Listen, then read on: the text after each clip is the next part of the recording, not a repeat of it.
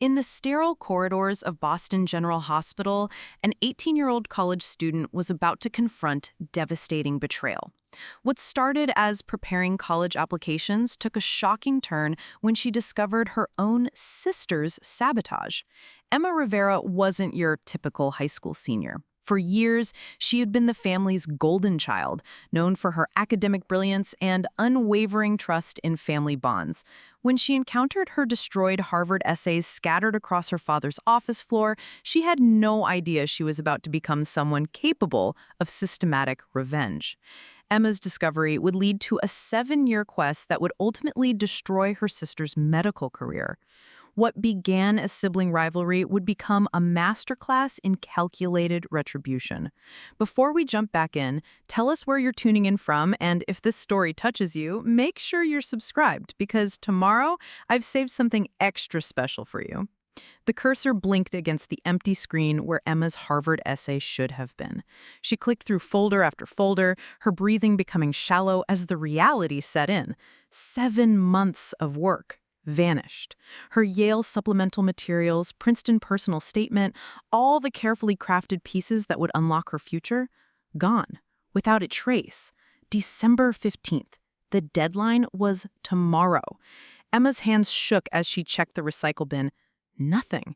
The backup drive from her desk drawer showed corrupted files when she plugged it in. Panic clawed at her throat as she rushed to her father's office, where she'd kept printed copies in the filing cabinet. The office door hung open. Papers littered the floor like confetti, fragments of her personal statement, torn recommendation letters, shredded transcripts. Emma knelt among the debris, her mind struggling to process the deliberate destruction surrounding her. From the dining room came the sound of celebration. Laughter, champagne glasses clinking, her family toasting Sophia's promotion to chief resident, completely unaware that Emma's world had just collapsed. This wasn't random vandalism. Someone had known exactly where to find everything, exactly how to ensure nothing could be salvaged. Emma remembered the security cameras her father had installed. With trembling fingers, she accessed the footage on his desktop computer, fast-forwarding through the previous night until she found what she was looking for. 2:17 a.m. The office door opened, and Sophia stumbled inside, still wearing her black dress from the hospital Christmas party. Emma watched her sister methodically destroy everything, ripping through the filing cabinet, tearing documents with vicious precision, then moving to Emma's laptop to delete files with practiced efficiency. The sister she'd worshipped her entire life, the one who'd helped with homework and driven her to debate tournaments, the one she'd trusted completely. Emma closed the footage and walked toward the dining room on unsteady legs, clutching fragments of her destroyed applications. "Emma," Isabella's voice was warm and welcoming, "come celebrate with us." Sophia glowed in the candlelight, radiant with success and wine. At 24, she was everything Emma aspired to become. Accomplished, confident, already making her mark as Dr. Sophia Rivera, while Emma still fought for her chance to begin. "I need to speak with Sophia," Emma said, her voice surprisingly steady, privately. Fear flickered across Sophia's features before she could mask it. "Tonight's about your sister's achievement," Vincent said, raising his glass. "Can't this wait?" "No." Emma held up the shredded papers. "Someone destroyed my college applications. Everything. They're due tomorrow." The silence was deafening. Vincent's glass froze halfway to his lips. Isabella gasped. Sophia's face crumpled as if she'd been physically struck. "How is that possible?" Vincent demanded. "You're always so organized." "Someone with access deleted every file, formatted my backup drive, and shredded the hard copies." Emma never looked away from Sophia. "Someone who knew exactly where everything was kept." "Should we call the police?" Isabella whispered. "We don't need to," Emma said quietly. "Do we, Sophia?" Her sister broke completely. Tears streamed down her face, destroying her carefully applied makeup. "Emma, I can explain." "Explain what? How you accidentally spent 45 minutes systematically destroying my future?" Vincent stared between his daughters, the celebration forgotten. "What exactly are you saying?" "I'm saying Sophia destroyed my applications. I have security footage." The words hit like a physical blow. Isabella made a wounded sound. Vincent's face cycled through white, red, then white again. Please tell me this isn't true, he said in the voice he used for terminal diagnoses. Sophia sat frozen, trembling, unable to speak through her tears. Why? Emma's voice cracked. I don't understand why you would do this. Because you make everything look effortless, Sophia exploded, her composure completely shattered. Because everything I've earned through exhaustion and 18-hour shifts, you could achieve without breaking a sweat. Because when you get into Harvard, people will shrug and say, naturally. But when I barely scraped into medical school, they called it luck. The poison of those words filled the room. That's not, it is, Sophia sobbed. Do you know what it's like being your sister, watching you master concepts I struggled with for weeks, listening to Dad compare our achievements, hearing him brag about your perfect scores while introducing me as the hard worker? Emma stared at the stranger wearing her sister's face. So you decided to destroy my life. I was drunk and angry and made a horrible mistake. A mistake. Emma's voice rose to an unfamiliar pitch. This was methodical, planned. That's not a mistake. That's sabotage. This is fixable, Vincent interjected desperately. I'll contact Harvard, explain the situation. No, Emma said flatly. Deadlines are absolute. There are thousands of qualified applicants. They won't make exceptions for family dysfunction. Community college, then transfer, Isabella suggested, reaching for Emma's hand.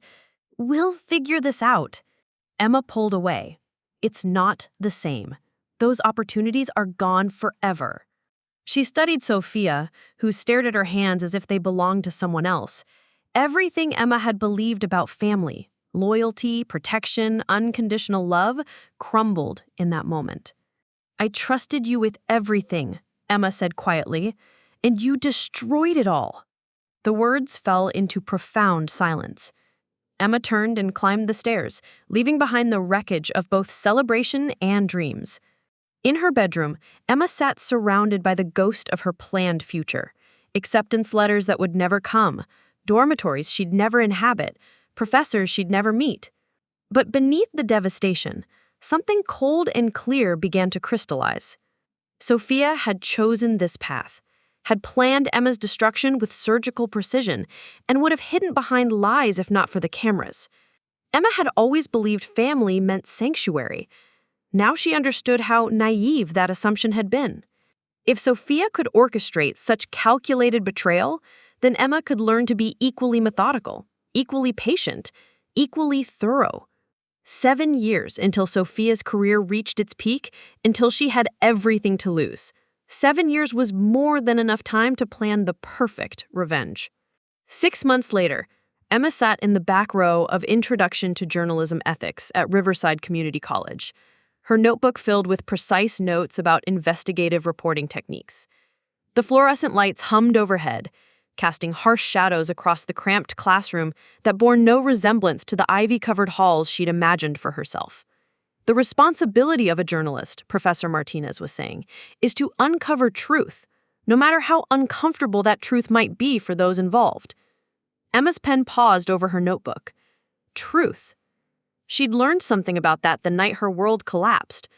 Around her, classmates shifted restlessly. Most were here because community college was affordable, practical.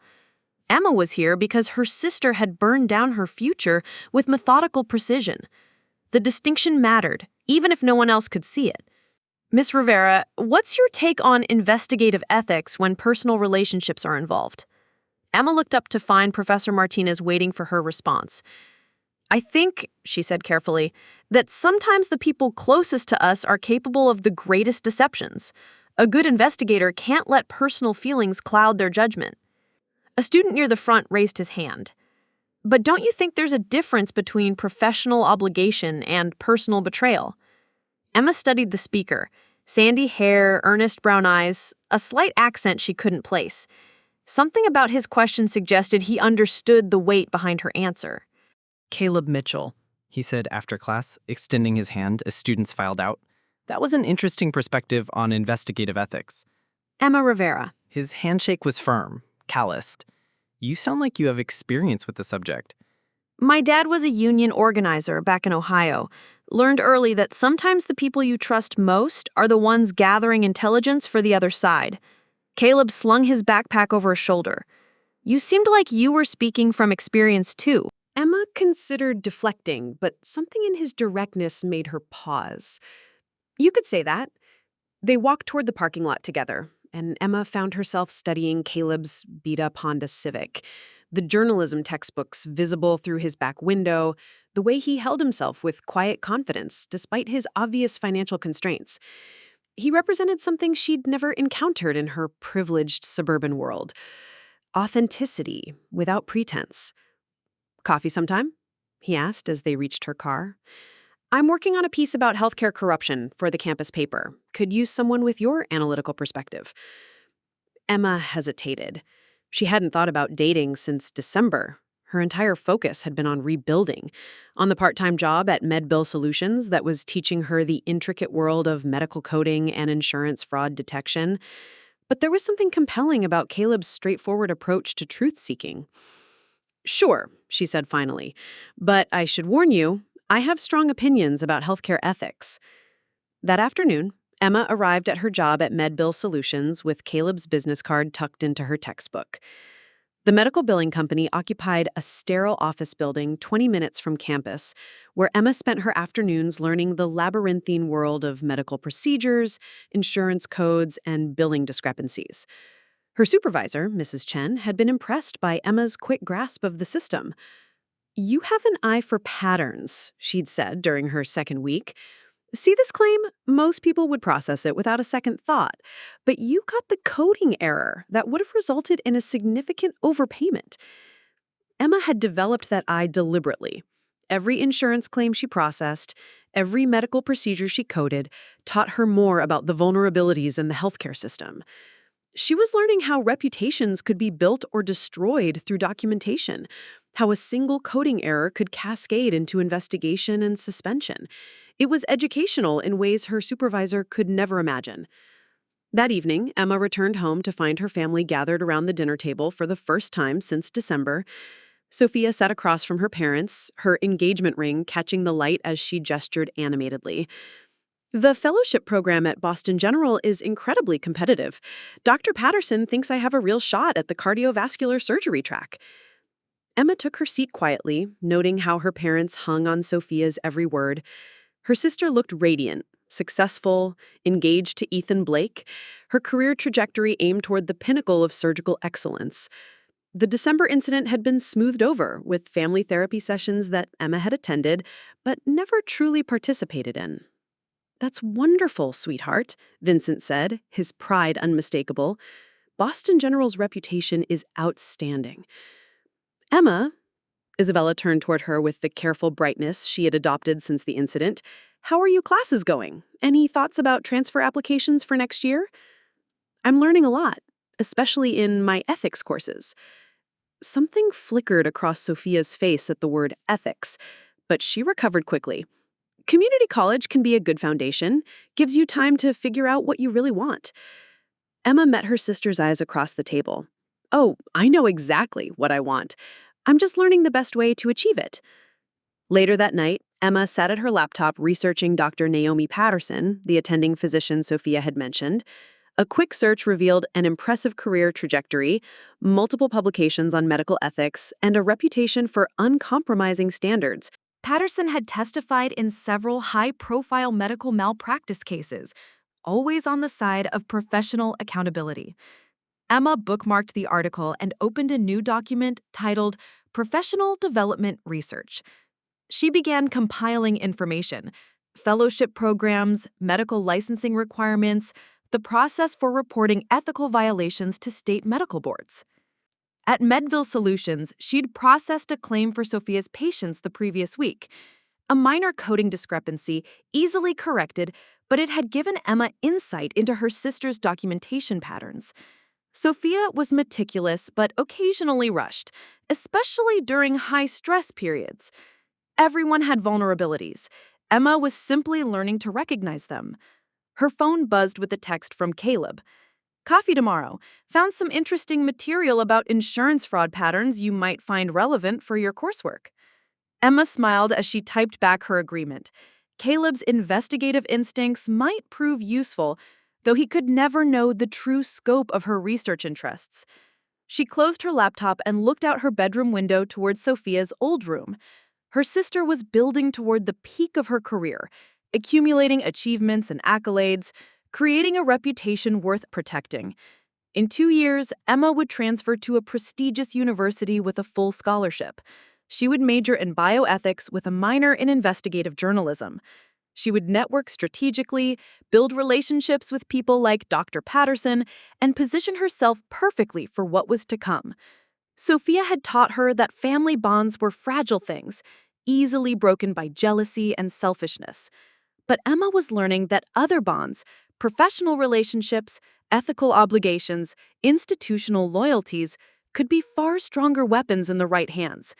The December night that had destroyed her dreams was also the night Emma had stopped being naive. Now she was becoming something far more dangerous, patient, methodical, and absolutely committed to evening the scales. 7 years had seemed like a long time in December. Now it felt like barely enough.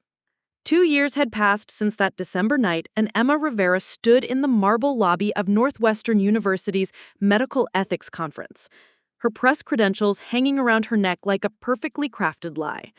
At 20, she carried herself with the polished confidence of someone who had learned to weaponize charm, her dark hair swept into a professional chignon, her tailored blazer marking her as serious despite her youth. Emma Rivera, bioethics major at University of Chicago. She introduced herself to the registration volunteer, extending a business card that listed her as a contributing writer to the campus medical journal. The lie rolled off her tongue with practiced ease. She had indeed transferred to her dream university on a full scholarship, but her true major combined bioethics with investigative journalism, a combination she never mentioned in these circles. The conference buzzed with the energy of medical professionals networking between sessions. Emma moved through the crowd with purpose, her trained eye cataloging faces and name tags. Dr. Patterson? Emma approached the distinguished African-American woman near the coffee station. I'm Emma Rivera, from the University of Chicago. I've read your recent paper on accountability standards in residency programs. Fascinating work. Dr. Naomi Patterson turned, her sharp eyes assessing Emma with the attention of someone accustomed to being approached by ambitious students. Ms. Rivera, you're quite young to be attending professional conferences. I believe in starting early, especially when the work is this important. Your research on systematic failures in medical education resonates deeply with my own academic interests. It was a careful opening gambit. Emma had studied Dr. Patterson's publications obsessively, understanding that the woman's commitment to professional integrity was both legendary and unwavering. She was exactly the kind of mentor who would remember a promising young ethicist, and exactly the kind of authority figure who would act decisively when presented with evidence of professional misconduct. What specifically interests you about medical accountability? Dr. Patterson asked, her attention now fully engaged. I'm researching how early career pressures can compromise ethical decision-making. The ways ambitious residents might cut corners when they feel their future depends on perfect performance metrics. Dr. Patterson's expression sharpened. That's a sophisticated area of study for an undergraduate. Personal experience taught me that people aren't always who they appear to be, Emma said with practiced vulnerability. Sometimes the most trusted individuals are capable of the most devastating betrayals. They talked for 20 minutes. Emma asked intelligent questions, offered thoughtful insights, and carefully established herself as someone Dr. Patterson would remember. When she mentioned her sister was a surgical resident, Dr. Patterson's interest peaked. The medical community is smaller than people realize, Dr. Patterson said. What's your sister's name? I might know her program. Sophia Rivera. She's finishing her residency and applying for fellowship positions. Emma's voice carried the perfect note of sisterly pride. She speaks very highly of the ethical standards in her program. I'll keep an eye out for her work, Dr. Patterson said warmly. It's always encouraging to see families committed to medical excellence. Emma smiled and exchanged contact information, knowing she'd just planted the first seed of what would eventually become Sophia's downfall. That evening, Emma returned to her apartment near campus, where Caleb was waiting with takeout Chinese food and a stack of newspapers. Over the past 2 years, their relationship had deepened into something genuine, though Emma kept careful boundaries around the darker aspects of her academic research. "How was the medical ethics conference?" Caleb asked, unpacking containers of lo mein. "Meet any interesting contacts for your thesis research?" "Several," Emma said truthfully. "I'm building a network of professionals who understand the importance of accountability in healthcare." Caleb studied her with the perceptive gaze that had drawn her to him initially. "Sometimes I think you're planning something bigger than a thesis." Emma's pulse quickened, but she kept her expression neutral. "What do you mean?" "You approach research like an investigative journalist, preparing for a long-term exposé. Methodical, strategic, like you're building towards something specific rather than just academic exploration." "Maybe I am," Emma said carefully. "Maybe I've learned that understanding systems is the first step toward changing them." Caleb reached across the table to take her hand. "Just promise me you'll be careful. Sometimes when you talk about medical ethics, there's something in your voice that sounds almost personal." Emma squeezed his hand, allowing genuine affection to color her response. "I promise I know what I'm doing." Later that week, Emma attended another family dinner at her parents' house. Sophia practically glowed as she shared news about her fellowship interviews, her engagement planning with Ethan, and her growing reputation within the surgical community. "Dr. Patterson at Nuancing Medicine? She is the only woman to hold that position at a huge research institution." Patterson mentioned she might have met you at a conference. Small world. Emma's heart rate spiked, but her voice remained steady. "Dr. Patterson? I don't think so. Should I know her?" "She's one of the most respected voices in medical ethics. If you're serious about bioethics, you should definitely try to connect with her." "I'll keep that in mind," Emma said, marveling at how easily the deception came now. Vincent beamed at both his daughters. "I'm proud of how you've both recovered from that difficult period. Look at you now, Emma thriving at University of Chicago, Sophia heading toward a prestigious fellowship. Proof that setbacks can become comebacks." Emma smiled and nodded, but privately, she noted how her father's narrative conveniently glossed over the cause of that difficult period. In Vincent's version, Emma's detour through community college was simply character building, rather than the direct result of Sophia's sabotage. That night, Emma updated her research files with detailed notes about Dr. Patterson's interests, her professional vulnerabilities, and the specific language that would most effectively capture her attention when the time came to present evidence of professional misconduct. Sophia's fellowship applications were due in 6 months. She was building toward the pinnacle of her early career, accumulating achievements and establishing relationships that would define her future. Her engagement to Ethan Blake was set for the following summer, a celebration of personal and professional success. Emma had learned patience these past 2 years. She'd learned to think in longer timelines, to build foundations that would support the weight of eventual revelation. Most importantly, she'd learned that the most devastating betrayals came from those who appeared most trustworthy. Sophia had taught her that lesson on a cold December night. Now Emma was preparing to teach it back, with interest compounded over years of careful planning. The game was no longer about Emma's lost opportunities. It was about Sophia's impending ones, and how completely they could be destroyed by someone who understood exactly how the system worked. 2 years down. 5 to go. The timeline was proceeding perfectly. Emma stood at the podium in Northwestern University's ethics auditorium, her graduation cap and gown pristine as she delivered the valedictorian address to a sea of proud families. At 22, she had transformed herself into everything her destroyed college applications had once promised: summa cum laude in bioethics, minor in investigative journalism, accepted to Harvard's graduate program in medical ethics with a full fellowship. "Ethics," she told the audience, her voice carrying perfect conviction, "is not about perfection. It's about accountability when we fall short of our ideals." In the third row, her parents beamed with pride. Sophia sat beside them, her own success evident in the designer dress and engagement ring that caught the auditorium lights. Dr. Sophia Rivera was now completing her fellowship in cardiovascular surgery at Boston General Hospital, her career trajectory everything she dreamed of when she destroyed Emma's future 4 years ago. Emma's gaze found her sister's face and held it for just a moment longer than necessary. Sophia smiled and applauded, completely unaware that every word of Emma's speech had been crafted with her in mind. After the ceremony, Emma mingled with professors and fellow graduates, accepting congratulations while mentally cataloging each interaction for future use. Professor Diana Hartwell approached, her expression thoughtful. "Brilliant speech, Emma," Professor Hartwell said, though something in her tone suggested complexity beneath the praise. "Your research on systematic failures in medical oversight has been exceptional, almost unnaturally comprehensive for someone your age." Emma's pulse quickened slightly. Professor Hartwell had been watching her more closely lately, asking probing questions about her research motivations and methodology. "I believe in being thorough." "Indeed.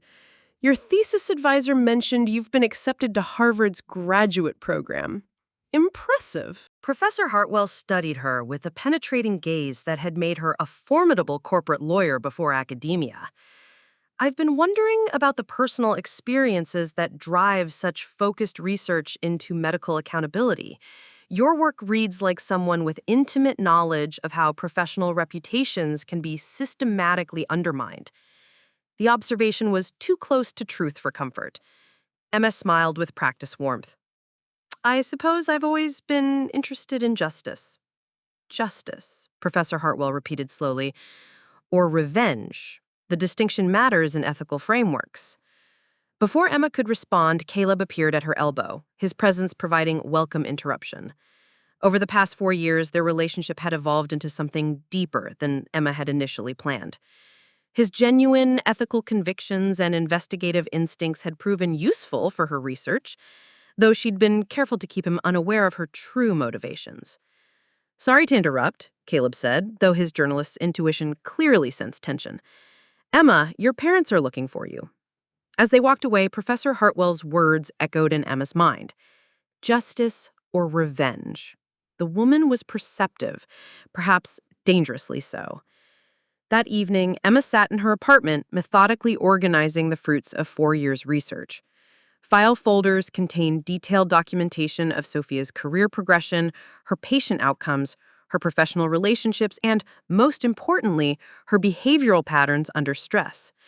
Emma had learned that Sophia made her most critical errors during high-pressure periods, fellowship interviews, board examinations, complicated surgical cases.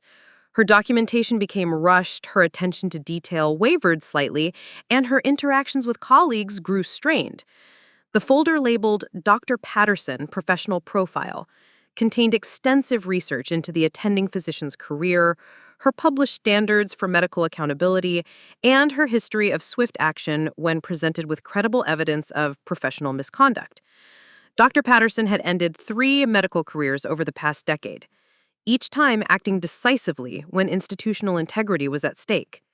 Emma opened her laptop and began drafting what appeared to be a concerned email from a medical billing specialist who had noticed irregularities in documentation patterns.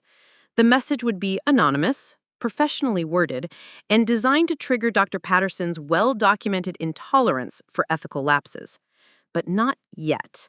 Timing was crucial. Her phone buzzed with a text from Sophia. "So proud of you today. Dinner this weekend to celebrate? Ethan wants to hear about your Harvard plans." Emma typed back, "Would love that. Can't wait to hear about your fellowship progress." The hypocrisy was perfect.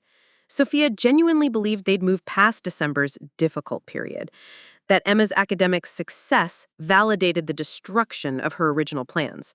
She had no idea that every family dinner, every sisterly conversation, every shared moment had been carefully analyzed for strategic value. Emma's phone rang. Caleb's name appeared on the screen. "Hey." His voice was thoughtful when she answered. "Professor Hartwell pulled me aside after you left. She's concerned about you." Emma's chilled.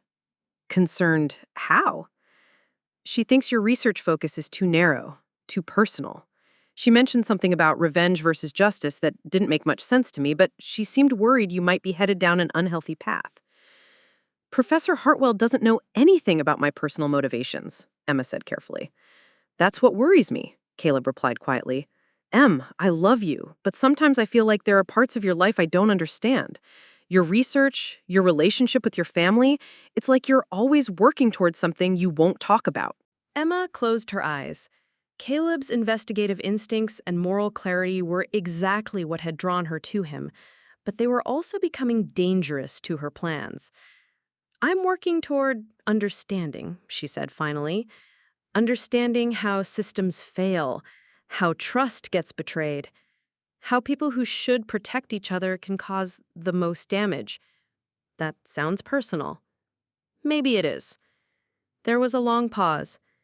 Emma, if someone hurt you, really hurt you, you know there are better ways to handle it than whatever you're planning, right? Emma opened her eyes and looked at the files spread across her desk. 4 years of meticulous research. Detailed profiles of everyone in Sophia's professional circle. Documentation of every potential vulnerability in her sister's career trajectory.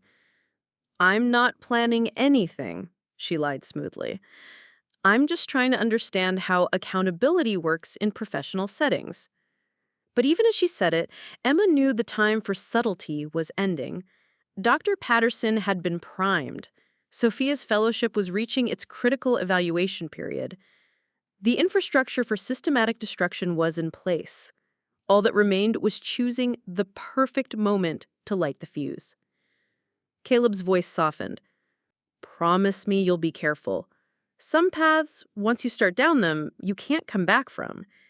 Emma stared at her reflection in the laptop screen, seeing a stranger's cold calculation where her sister's warmth used to be. I promise, she said, knowing it was another lie in a long chain of necessary deceptions. After hanging up, Emma returned to her research files. Sophia's quarterly evaluation was in 3 weeks. Her engagement party was scheduled for next month. Her fellowship would conclude in 18 months, launching her toward the attending physician position she'd worked her entire career to achieve. The timing would need to be perfect, the evidence would need to be irrefutable, and the source would need to be absolutely untraceable back to the little sister whose future Sophia had casually destroyed on a drunken December night. Emma opened a new document and began typing her first anonymous complaint. Dr. Naomi Patterson sat in her office at Boston General, staring at the anonymous email that had arrived 3 days ago. The message was professionally worded, clinically precise, and deeply troubling.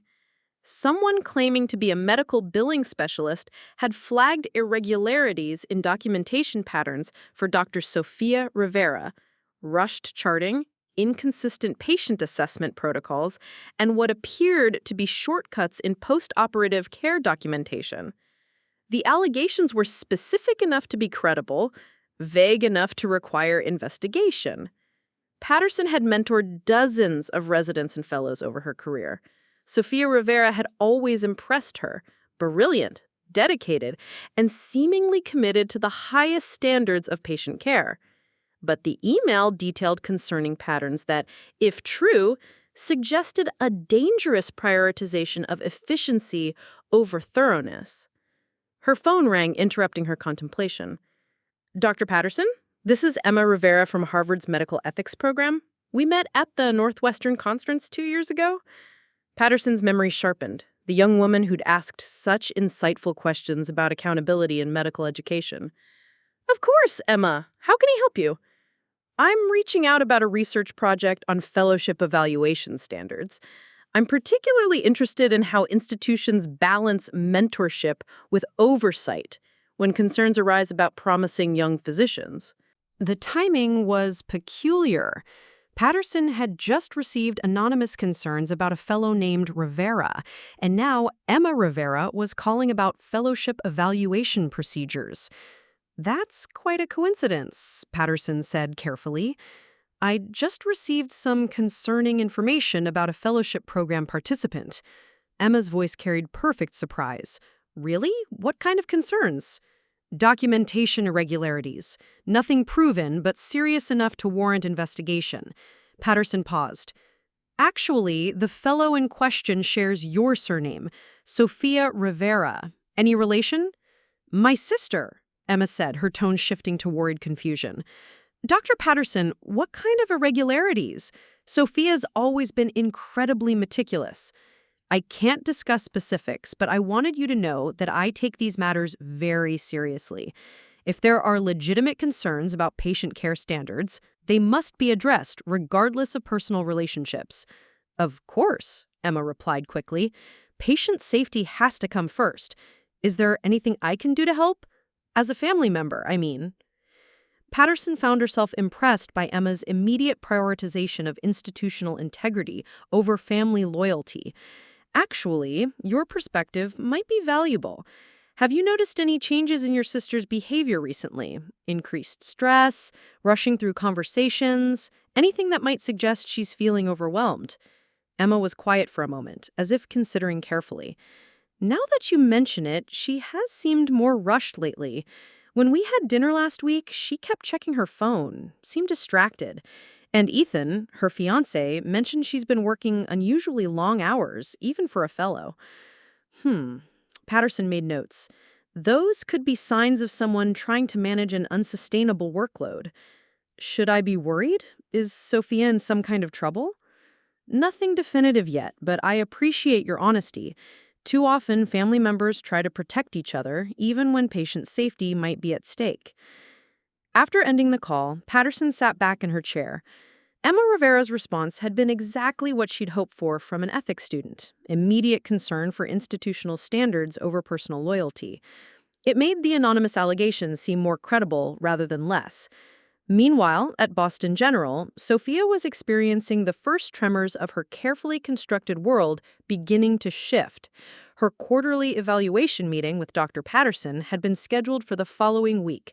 Routine, or so she'd assumed. Dr. Rivera, her colleague Dr. Marcus Webb, approached her in the surgical prep area. Patterson's been asking questions about your documentation protocols. Everything okay? Sophia's hands paused in their methodical scrubbing routine. What kind of questions? Chart completion times, post-op assessment procedures. She seemed particularly interested in your patient load management during high-stress periods. A cold pit formed in Sophia's stomach. Did she say why? No specifics, but you know Patterson. She doesn't ask casual questions. That evening, Sophia called Emma from her apartment, her voice strained with exhaustion and growing anxiety. Emma, I need to ask you something strange. Did anyone ever contact you about my work? Medical ethics researchers, maybe someone asking about documentation standards? Emma, who was sitting in Harvard dorm room surrounded by carefully organized files about Sophia's career, injected exactly the right note of confusion into her voice. No, why would they? Is everything all right? There's some kind of review happening. Dr. Patterson is asking questions about my patient care protocols. That sounds scary. What kind of questions? Documentation patterns, assessment procedures, things that make me wonder if someone filed a complaint.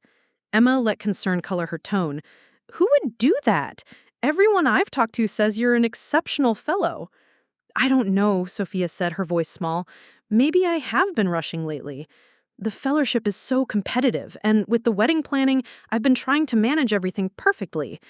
Sophia, you're the most dedicated doctor I know. Whatever this is about, it'll work out. But even as Emma offered sisterly comfort, she was making notes about Sophia's defensive responses, her admission of feeling rushed, her obvious anxiety about the investigation, all details that would prove useful when the time came to escalate the situation. 3 days later, Dr. Patterson received a second anonymous email.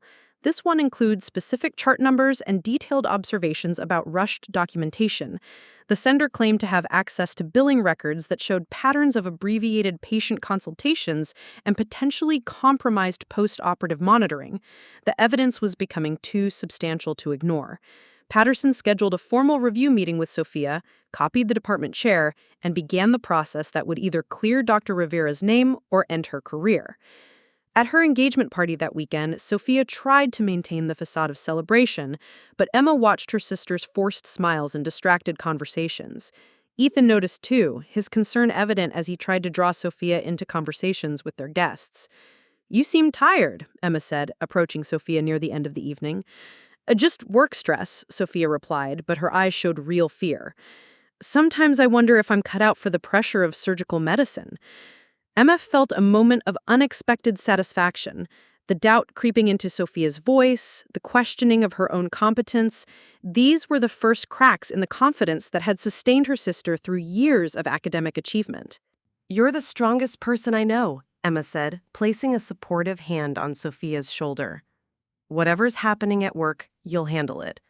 But privately, Emma knew that Sophia's strength was about to be tested in ways her sister couldn't imagine.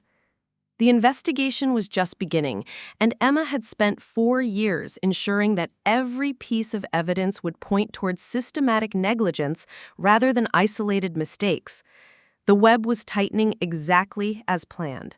Soon, Sophia would understand what it felt like to watch everything you'd worked for disappear through someone else's calculated cruelty. The only question was whether Emma would feel satisfaction or emptiness when her sister's world finally collapsed. The formal hearing room at Boston General felt sterile and unforgiving as Sophia sat across from the medical review board, her hands trembling despite her attempts to project confidence. Dr. Patterson's expression was professionally neutral, but Sophia could read the disappointment in her mentor's eyes. 3 weeks of investigation had culminated in this moment, the formal presentation of evidence that would determine whether her medical career would continue. "Dr. Rivera," the board chair began, his voice carrying the weight of institutional authority, "we're here to address serious concerns about your patient care documentation and procedural compliance during your fellowship." Emma sat in the public gallery, having arrived under the pretense of family support. She wore a conservative gray suit and an expression of sisterly concern that masked the cold satisfaction building in her chest. 4.5 years of planning had led to this moment. "The evidence suggests a pattern of rushed documentation," Dr. Patterson continued, her voice heavy with reluctance. "Chart completion times that fall below institutional standards, post-operative assessments that lack required detail, and patient consultation periods that appear inadequate for the complexity of cases involved." Sophia's voice cracked as she responded. "Dr. Patterson, I understand there may have been isolated instances where my documentation was less thorough than ideal, but I've never compromised patient care. Every decision I've made has been in the best interest of—" "Dr. Rivera," the board chair interrupted, "we have documented evidence of 17 separate incidents over the past 6 months. This isn't about isolated lapses in judgment." Emma watched her sister's face crumble as the full scope of the allegations became clear. The anonymous tips she'd carefully crafted had snowballed into a comprehensive investigation that painted Sophia as systematically negligent rather than occasionally overwhelmed. The hearing continued for 2 hours. Emma listened as witness after witness, nurses, fellow residents, even Ethan Blake were called to testify about observed changes in Sophia's behavior and documentation practices. Each testimony had been subtly influenced by Emma's careful suggestions during concerned family member conversations over the past months. When Ethan testified, his obvious reluctance was painful to watch. "Dr. Rivera has always been dedicated to patient care," he said carefully, "but I have noticed increased stress levels and what appeared to be time management challenges during high-pressure periods." Emma had planted those very words during a conversation 3 weeks ago, expressing worry about Sophia's exhaustion and asking if Ethan had noticed anything concerning. His natural desire to protect his fiancée had been expertly redirected into testimony that supported the investigation's findings. During a recess, Emma found Sophia in the women's restroom staring at herself in the mirror with hollow eyes. "Sophie," Emma said softly, using the childhood nickname she'd abandoned years ago, "how are you holding up?" Sophia's reflection looked like a stranger, pale, defeated, stripped of the confidence that had defined her entire adult identity. "I don't understand how this happened, Em. I've always been so careful with my documentation. Maybe not perfect, but never negligent." Emma moved to stand beside her sister, their reflections side by side in the mirror. For a moment, she saw them as they'd been in childhood, the older sister who'd helped with homework, the younger one who'd worshipped her achievements. The evidence seems pretty comprehensive, Emma said gently. Maybe you were more overwhelmed than you realized. But 17 incidents? How could I have missed so many problems with my own work? Sophia's voice was desperate, searching. Unless someone was deliberately looking for ways to make my documentation appear inadequate. Emma's pulse quickened, but her expression remained sympathetic. Who would do something like that? I don't know, Sophia whispered, but this feels orchestrated, like someone wanted to destroy my career and knew exactly how to do it. The accuracy of that statement sent a chill through Emma, but she pushed down the unexpected flutter of guilt. That sounds paranoid, Sophie. Maybe you should focus on defending your actual practices rather than looking for conspiracies.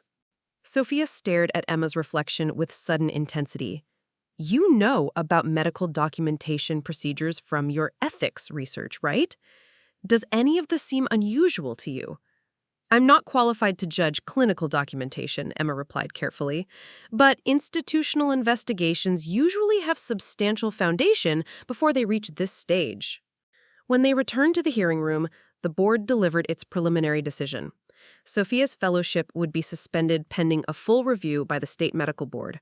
Her clinical privileges were immediately revoked, and a formal investigation into potential medical license violations would commence within 30 days. The words hit Sophia like physical blows.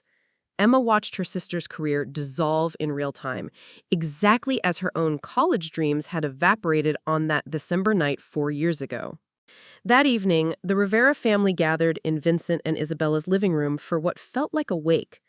Sophia sat curled on the sofa, still wearing her professional clothes from the hearing, staring at nothing. "We'll appeal," Vincent said with forced authority. "I know people on the state medical board. This can be fought." "With what evidence?" Sophia's voice was flat. "They have documentation, timestamps, witness testimony. How do you fight a pattern that supposedly spans months?" Isabella stroked her daughter's hair with helpless maternal instinct. "Maybe taking a break from medicine wouldn't be the worst thing. You could focus on the wedding, reconsider your priorities." "Medicine is my priority," Sophia exploded, her composure finally cracking completely. "It's everything I've worked for since I was 18 years old. Without my career, what am I?" Emma sat quietly in the corner, watching her family's devastation unfold. This was the moment she'd planned for, dreamed of, built toward with methodical precision. Her sister's anguish should have felt like vindication. Instead, it felt surprisingly hollow. Caleb squeezed her hand, mistaking her silence for sympathetic shock. He'd driven down from Harvard to offer support, believing this was a family tragedy rather than a carefully orchestrated revenge plot. "I'm sorry. This must be devastating for all of you." Emma nodded and leaned into his embrace, using his genuine compassion to anchor herself against the unexpected emptiness in her chest. She'd achieved everything she'd set out to accomplish. Sophia's career was destroyed, her confidence shattered, her future irrevocably altered. So why did victory taste like ash in her mouth? Late that night, as the family finally dispersed, Emma remained in the living room staring at the family photos covering the mantel, pictures of graduations, celebrations, achievements. A visual history of the Rivera family's pursuit of excellence. She found a photo from Sophia's medical school graduation, both sisters smiling with genuine pride and affection. The Emma in that picture still believed in family loyalty, still trusted that love meant protection rather than destruction. Now she understood what Sophia had felt that December night. The cold satisfaction of calculated revenge, followed immediately by the horrible recognition of what she'd become. Emma had spent 4 years transforming herself into someone capable of systematic cruelty. The question was whether there was anything left of the person she used to be, or if the quest for justice had consumed everything good about her original self. In the morning, she would return to Harvard and continue the process of destroying her sister's life. But tonight, sitting alone with the wreckage of her family, Emma finally understood the true cost of perfect revenge. Part 7. Consequences and Confrontation. 3 months after the hearing, The envelope arrived at the Rivera family home with the clinical finality of an execution notice. The Massachusetts Board of Registration in Medicine had completed its investigation. Dr. Sophia Rivera's medical license was permanently revoked, effective immediately. Emma stood in her parents' kitchen, watching her father's hands shake as he read the decision aloud. The language was unforgiving: systematic negligence, compromised patient safety, conduct incompatible with medical practice. Each phrase felt like a nail in the coffin of Sophia's professional identity. "This can't be final," Vincent said, his voice hollow. "There has to be an appeal process. Medical boards make mistakes." "There is no mistake. Dad." Sophia's voice came from the doorway, flat and emotionless. She'd lost 20 pounds since the hearing, her engagement ring absent from her finger. Ethan had called off their wedding 2 weeks prior, unable to reconcile his own medical career with association to someone branded as professionally negligent. Isabella looked up from the coffee she'd been mechanically stirring. "Sweetheart, don't say that. We'll find another way." "What other way?" Sophia's laugh was bitter, broken. "I spent 8 years training to be a surgeon. That's gone. I spent 3 years planning a wedding to a man who loved me until I became a liability. That's gone too. What exactly are we going to find another way to accomplish?" Emma felt something cold and sharp twist in her chest. This was what she'd wanted. Sophia stripped of everything that had defined her success, forced to experience the devastation of watching carefully constructed dreams disappear. But seeing her sister's actual breakdown felt different than she'd imagined. "You could teach," Isabella suggested desperately. "Medical education? Maybe research? Who's going to hire someone whose license was revoked for negligence?" Sophia turned to Emma, her eyes holding a clarity that made Emma's pulse spike. "Unless you have connections in your ethics program, know anyone who might take a chance on a disgraced doctor?" The question felt loaded, dangerous. Emma kept her expression carefully neutral. "I could ask around. Professor Hartwell has connections in medical research." "Professor Hartwell," Sophia repeated slowly. "The one who specializes in professional accountability?" How convenient. Vincent looked between his daughters, his surgeon's instincts finally detecting the undercurrent of tension. "What are you implying, Sophia?" Sophia walked to the kitchen table where the medical board's decision lay spread like autopsy results. "I've had 3 months to think about how this happened. 3 months to analyze the timeline, the evidence, the way everything unfolded so perfectly to destroy my career." Emma's mouth went dry. "Sophie, you're grieving. Sometimes when we're in pain, we look for patterns that aren't really there." "Aren't they?" Sophia's voice was gaining strength, the first animation Emma had seen from her in months. "Let me tell you what I've figured out. The anonymous complaints started right after I announced my engagement. The evidence focused on documentation patterns from exactly the period when Emma was learning medical billing procedures. The concerns were raised with Dr. Patterson, someone Emma had specifically cultivated a relationship with through her ethics research." Isabella set down her coffee cup with trembling hands.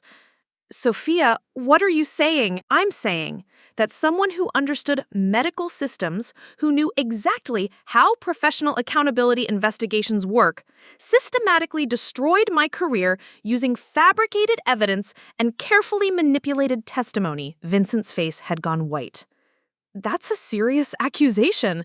Do you have proof?" Emma forced herself to speak calmly. "Sophie, I understand you're looking for someone to blame, but accusing me of orchestrating your professional downfall is what?" Sophia's eyes blazed with the first real fire Emma had seen from her since the hearing. "Impossible? Too elaborate? Too cruel?" She laughed, the sound sharp and painful. 4 years ago, you accused me of systematically destroying your college applications. Now I'm accusing you of systematically destroying my medical career. The difference is, I had security camera evidence. You just have suspicion." The room fell into suffocating silence. Emma could hear her own heartbeat, could see the pieces clicking together in her parents' expressions. "Emma," Isabella's voice was barely a whisper, tell me this isn't true. Emma looked at her mother's face, the woman who'd given up her own nursing career to support the family, who'd tried to mediate between her daughter's competitive dynamic for years, who'd believed in family loyalty above all else. Mom, I would never. Yes, you would. Because I did it to you first. Because I taught you that family bonds could be broken by jealousy and fear. Because you spent 4 years learning exactly how to hurt me in the most devastating way possible. Vincent stood abruptly, his chair scraping against the floor. This is insane. Emma, tell them this is wrong. Emma stared at her father, the man whose constant comparisons had created the competitive environment that pitted his daughters against each other, who dismissed Sophia's sabotage as a mistake while Emma's dreams burned to ash. I trusted you with everything, Emma said quietly, the words she'd spoken 4 years ago taking on new meaning. And you destroyed it all. The confession hung in the air like poison gas. Isabella made a sound like she'd been physically struck. Oh my God! Emma, what have you done? What she taught me to do, Emma replied, looking directly at Sophia. I learned from the best. Sophia stared back, and for a moment, Emma saw something unexpected in her sister's expression. Not just devastation, but a terrible kind of understanding. You're right, Sophia said softly.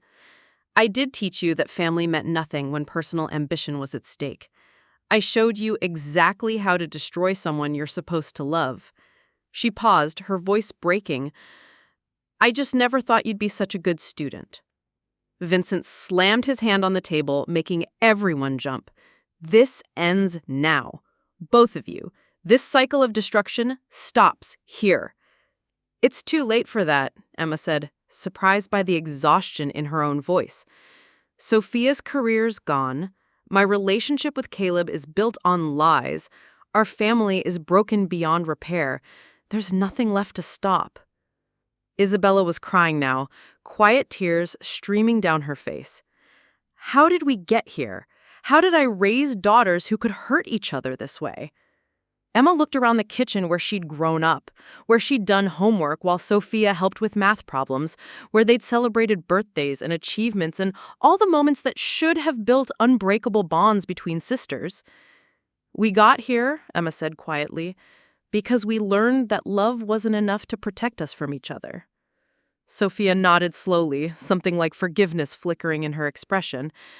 At least we're even now. But even as she said it, she knew they weren't even. They were just two people who'd learned to weaponize their intimate knowledge of each other's vulnerabilities.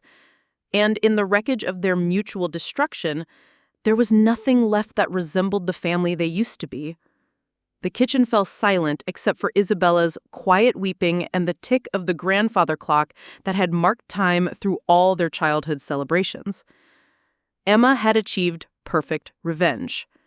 Now, she had to figure out how to live with the person it had made her become. Emma sat in the sterile waiting room of the Massachusetts Board of Registration in Medicine, her hands trembling as she clutched the folder containing her confession. 6 weeks had passed since that devastating family confrontation. 6 weeks of sleepless nights and the growing realization that destroying Sophia hadn't healed the wounds from that December night. It had only created deeper ones. Ms. Rivera? The receptionist's voice cut through her spiraling thoughts. Dr. Morrison will see you now. Dr. Elizabeth Morrison, the board's director of professional conduct, was a woman in her 60s with silver hair and the kind of penetrating gaze that suggested she'd heard every possible excuse for professional misconduct. Emma had requested this meeting through official channels, claiming to have new evidence relevant to the Sofia Rivera case. Ms. Rivera, Dr. Morrison settled behind her desk, Sophia's case file already open. You indicated you have information that might impact our recent decision regarding Dr. Sofia Rivera's license revocation? Emma's throat felt raw. I have a confession to make. The evidence used to revoke my sister's license, I fabricated it. Dr. Morrison's expression didn't change, but her pen stopped moving across the legal pad. I'm sorry, could you repeat that? The anonymous complaints, the documentation irregularities, the witness testimonies, I orchestrated All of it. Sofia Rivera isn't guilty of medical negligence. I am guilty of systematic fraud designed to destroy her career. The words hung in the air like an unexploded bomb. Dr. Morrison leaned back in her chair, studying Emma with the intensity of someone trying to determine if she was dealing with a mentally unstable individual or something far more dangerous. Miss Rivera, do you understand the severity of what you're claiming? You're admitting to filing false reports with a state medical board, potentially committing fraud, and deliberately destroying a licensed physician's career. Yes. Emma's voice was steadier now that the confession had begun. I have documentation of my methods, proof of the fabricated evidence, and a complete timeline of how I manipulated the investigation. She opened her folder and spread the contents across Dr. Morrison's desk. Emails she'd sent to Dr. Patterson, research notes about Sofia's documentation patterns, and detailed plans showing how she'd manufactured each piece of evidence. Dr. Morrison examined the materials with growing alarm. This is incredibly sophisticated. Why are you bringing this to me now? Emma closed her eyes, seeing Sofia's hollow expression from that night in their parents' kitchen. Because I've become something I don't recognize. Because destroying my sister didn't give me justice. It just made me cruel. Miss Rivera, I need to be clear about something. Even if everything you're saying is true, the damage to your sister's career may be irreversible. Medical license restoration is an extremely complex process that can take years, if it's possible at all. The words hit Emma like a physical blow. But if I can prove she's innocent, innocence and institutional confidence are two different things. The medical community has already absorbed the narrative that Dr. Rivera was negligent. Reversing that perception, even with evidence of fraud, creates new questions about our oversight processes that many institutions won't want to address. Emma felt the last of her naive hopes crumble. So I destroyed her career for nothing? There's no way to undo what I've done?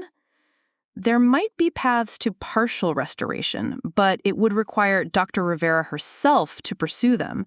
And, frankly, Miss Rivera, your confession opens you to serious criminal liability. I'm obligated to report fraud to law enforcement.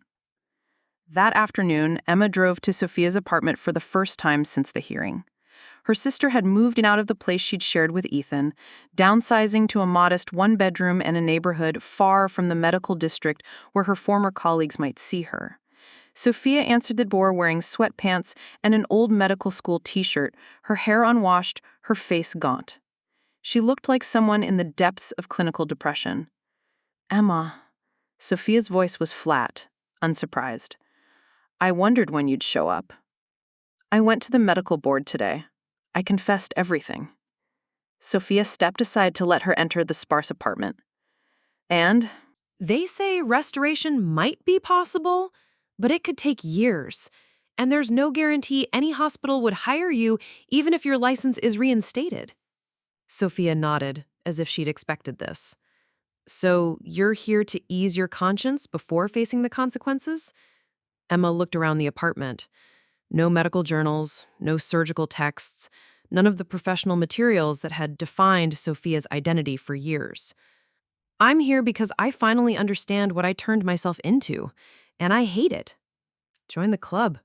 Sophia sat heavily on her second-hand couch. I've had plenty of time to hate what I turned myself into that December night. Sophie, I am so sorry. Stop. Sophia's voice was firm, but not angry. Don't apologize to make yourself feel better.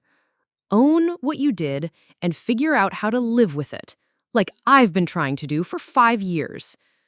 Emma sat across from her sister, noting the dark circles under her eyes, the way her clothes hung loose on her diminished frame. What are you going to do now? I don't know, Sophia said honestly. Medical research, maybe? Teaching? Something that uses my education without requiring clinical privileges? She paused. Dr. Patterson actually called yesterday. She wants to discuss a research position studying systematic failures in medical education. Ironic, considering I'm now a case study in systematic destruction. Would you consider pursuing license restoration? Sophia was quiet for a long moment. Would you testify truthfully about what you did? Face whatever criminal charges might come? Put yourself through the same kind of professional destruction you put me through? Emma met her sister's eyes. Yes. Even knowing it might not change anything? That I might never practice medicine again regardless? Yes. Sophia studied her face with the analytical attention she'd once applied to patient diagnoses. Why? Because you were right about something. This has to end somewhere. This cycle of hurting each other has to stop, even if stopping it costs me everything. For the first time since Emma had arrived, something like life flickered in Sophia's expression. You understand that forgiveness isn't the same as trust, right? That even if we both survive this, we'll never be sisters the way we were before? I know. Emma nodded, feeling tears she'd been holding back for weeks, finally beginning to fall.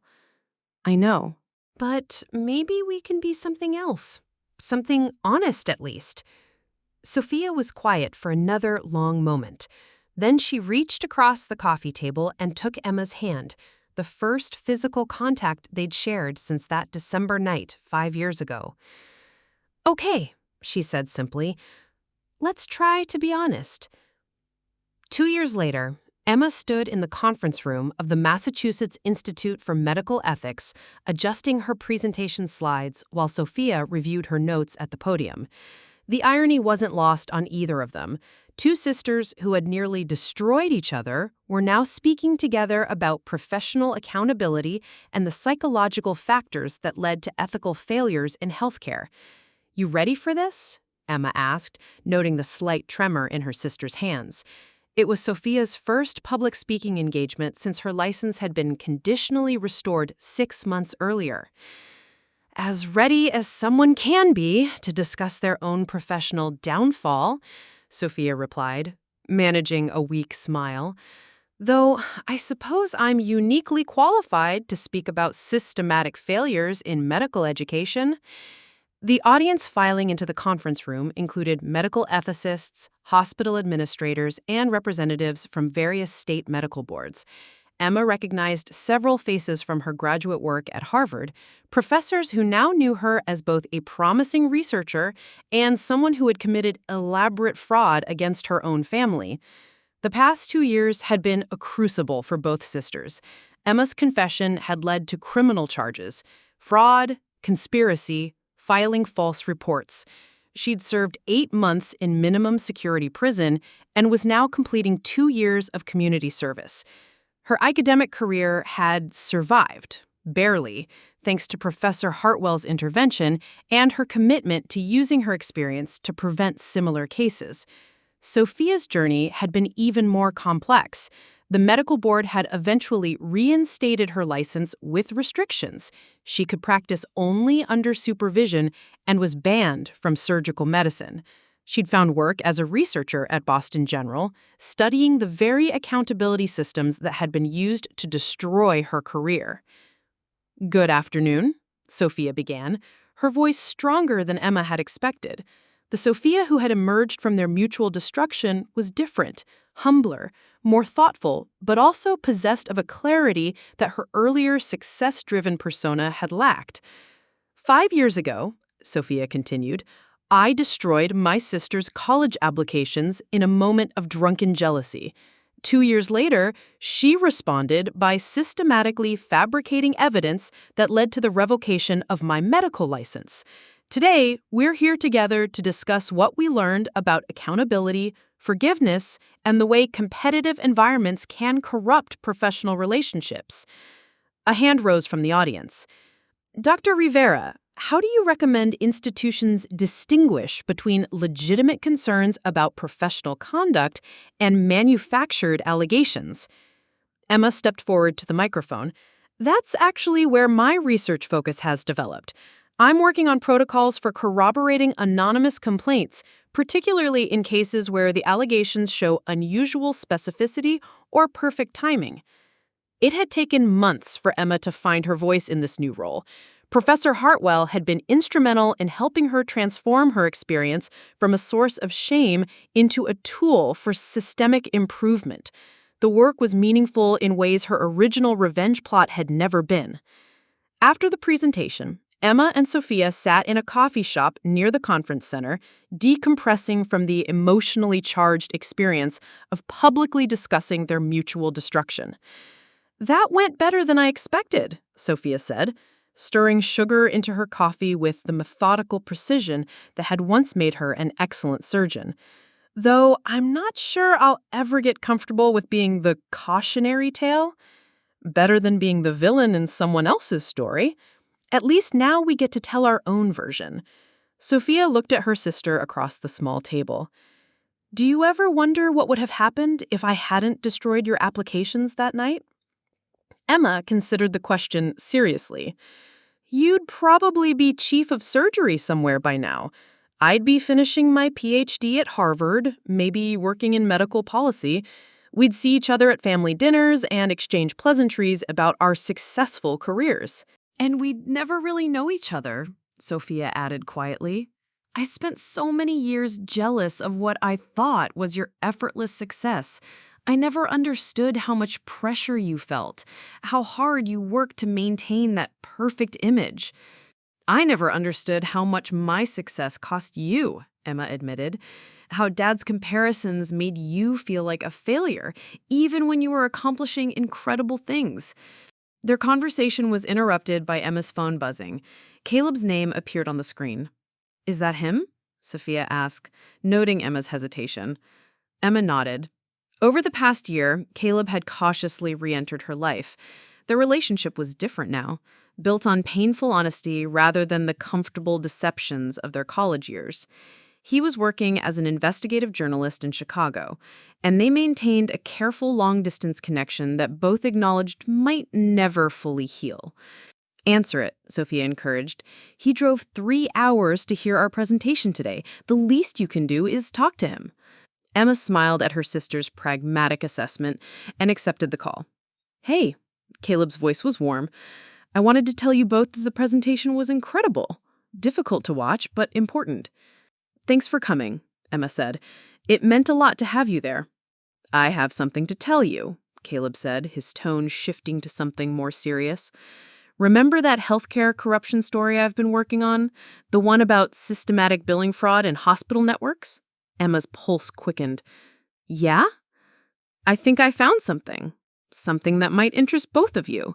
There's a network of administrators who've been manipulating documentation to inflate reimbursements, and they're using techniques very similar to what you developed, but they're targeting vulnerable physicians who can't fight back effectively." Emma looked at Sophia, who had clearly overheard enough of the conversation to understand its implications. "We should talk," Emma said. "All 3 of us." "Already booked a hotel room," Caleb replied. "Figured this might take a while to explain." After hanging up, Emma and Sophia sat in contemplative silence. "Are you ready to use what we learned to help other people?" Sophia asked, finally. Emma thought about the 2 years of painful reconstruction they'd both endured, the slow process of rebuilding trust and finding meaning in their shared trauma. "I think that's the only way any of this makes sense," she said. "Otherwise, we just destroyed each other for nothing." Sophia reached across the table and squeezed Emma's hand, a gesture that had become natural again, though it still carried the weight of everything they had survived. "Then let's get to work." The autumn light filtered through the windows of the Rivera family dining room, casting golden shadows across the same table where everything had begun 7 years earlier. But the family gathered for this October evening bore little resemblance to the people who had celebrated Sophia's promotion that fateful December night. Emma arrived first, carrying a bottle of wine and the kind of nervous energy that still accompanied family gatherings. At 25, she had transformed into someone who carried her scars openly, no longer the calculating architect of revenge, but not quite the naive 18-year-old who once believed family meant unconditional protection. "You're early," Isabella said, embracing her daughter with the careful affection of someone who had learned not to take such moments for granted. Sophia's running late from the research center.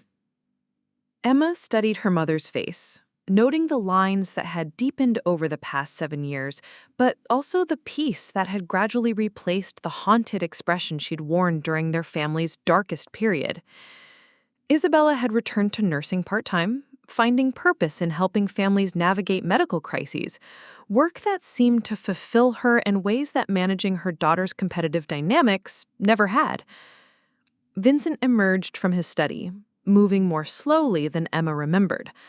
The revelation of his daughter's mutual destruction had forced him into therapy and early retirement, confronting the ways his own competitive drive had poisoned his family's dynamics. "Emma," he said, his voice carrying the warmth of someone who had learned to express affection without conditions. "How did the presentation go in Washington?" "Better than expected," Emma replied truthfully. "The Senate subcommittee is actually considering legislation based on our research. Sophia's data on systematic accountability failures, combined with my work on fraud prevention protocols, it's becoming a real framework for institutional reform." Their collaboration had evolved organically over the past 3 years. What began as shared speaking engagements had developed into a comprehensive research partnership that drew on both Emma's understanding of system manipulation and Sophia's clinical expertise. Major medical institutions now consulted with them on improving oversight procedures. The front door opened, and Sophia's voice carried through the hallway. "Sorry I'm late. Dr. Patterson kept me after the research meeting to discuss the Johns Hopkins proposal." Emma's pulse still quickened slightly at the mention of Dr. Patterson, though the reaction was more muscle memory than active anxiety. The woman who had been the unwitting instrument of Sophia's downfall had become one of their strongest professional allies, once she understood how her commitment to ethics had been manipulated. Sophia entered the dining room wearing the confident bearing of someone who had rebuilt her identity from scratch. Her restricted medical license had been fully restored the previous year, though she had chosen to remain in research rather than return to surgery. The work suited her in ways that clinical practice never had, less ego-driven, more collaborative, focused on preventing the kinds of systematic failures that had nearly destroyed her career. "How is Ethan?" Emma asked, as they took their seats around the familiar table. "Good," Sophia replied with genuine warmth. "He sends his regards. The twins are keeping him busy." Ethan had remarried 2 years after their broken engagement, finding happiness with a nurse practitioner who understood the demands of medical careers without the complications of professional scandal. Sophia had sent a wedding gift and a letter of congratulation, gestures that had surprised everyone, including herself. "And Caleb?" Sophia asked in return. Emma felt the familiar mix of hope and uncertainty that characterized her slowly rebuilding relationship. "He's flying in next week. We're taking things one day at a time." Caleb had moved to Boston 6 months earlier, accepting a position with an investigative journalism nonprofit that specialized in healthcare accountability. Their relationship remained careful, built on hard-won honesty about their respective damage. But it was growing into something neither had expected, a partnership between two people who understood the weight of ethical choices. As they shared dinner, the conversation flowed with the easy rhythm of people who had learned to navigate around their shared trauma without being defined by it. They discussed Sophia's research, Emma's policy work, Isabella's nursing shifts, and Vincent's volunteer work with a medical ethics foundation, all the ways they had found meaning in the aftermath of their mutual destruction. "I have something to share," Vincent said as Isabella served dessert. "I've been asked to join the board of the Medical Ethics Institute. They want someone with experience in family dynamics that affect professional behavior." Emma and Sophia exchanged glances across the table, a moment of silent communication that had gradually replaced the competitive tension that once defined their interactions. "That's perfect, Dad. Your perspective would be valuable." "As long as you remember that not every family's dysfunction is as spectacular as ours was," Sophia added with the dry humor she'd developed over the past few years. Vincent smiled, the kind of genuine expression that had been rare during their childhood. I think I can manage appropriate professional boundaries. As the evening wound down, Emma and Sophia found themselves alone on the back porch where they had once fought over homework help and shared childhood secrets. Do you ever regret it? Sophia asked quietly. Not the revenge part, but the whole mess. Do you wish we'd just stayed on our original paths? Emma considered the question seriously. I regret the pain we caused each other and our parents. I regret becoming someone I didn't recognize. But I don't regret where we ended up, even though we'll never be the sisters we were before. Especially because we'll never be the sisters we were before, Emma replied. Those sisters didn't really know each other. They were too busy competing to understand what the competition was costing them. Sophia nodded slowly. We're different people now. Better people, I think. More honest ones, certainly. They sat in comfortable silence, watching the October sky deepen toward night. 7 years earlier, Emma had sat in this same house planning the systematic destruction of her sister's career. Now they were planning joint research projects and policy initiatives that might prevent other families from experiencing similar devastation. Emma, Sophia said finally, I need you to know something. That December night, destroying your applications, it was the worst thing I've ever done. Not because of what it cost me, but because of what it cost you. I'm sorry I taught you that family could be a weapon. Emma felt tears threatening. Not the bitter tears of anger she'd shed 7 years ago, but something cleaner. I'm sorry I was such a good student. We both learned from our mistakes, Sophia said quietly. Maybe that's enough. As Emma drove home that night, she passed the community college where she'd started over after her dreams burned down. The building looked smaller than she remembered, less like a prison, and more like the place where she'd first learned that setbacks could become foundations for something better. Her phone buzzed with a text from Caleb. How was family dinner? Still planning to change the world together? Emma smiled as she typed back, one ethics violation at a time. 7 years ago, she had believed that perfect revenge would heal the wounds of betrayal. Now she understood that healing came from choosing to build something better from the wreckage, from learning to trust again despite having every reason not to, from accepting that some scars would always remain while refusing to let them define her future. The Rivera sisters would never be innocent again, but they were learning to be wise. And in a world where family bonds were too often broken by competition and ego, that wisdom felt like a kind of redemption. Not perfect, not pure, but genuine, hard-won, and strong enough to carry them forward into whatever came next. Up next, you've got 2 more standout stories right on your screen. If this one hit the mark, you won't want to pass these up. Just click and check them out. And don't forget to subscribe and turn on the notification bell so you don't miss any upload from us.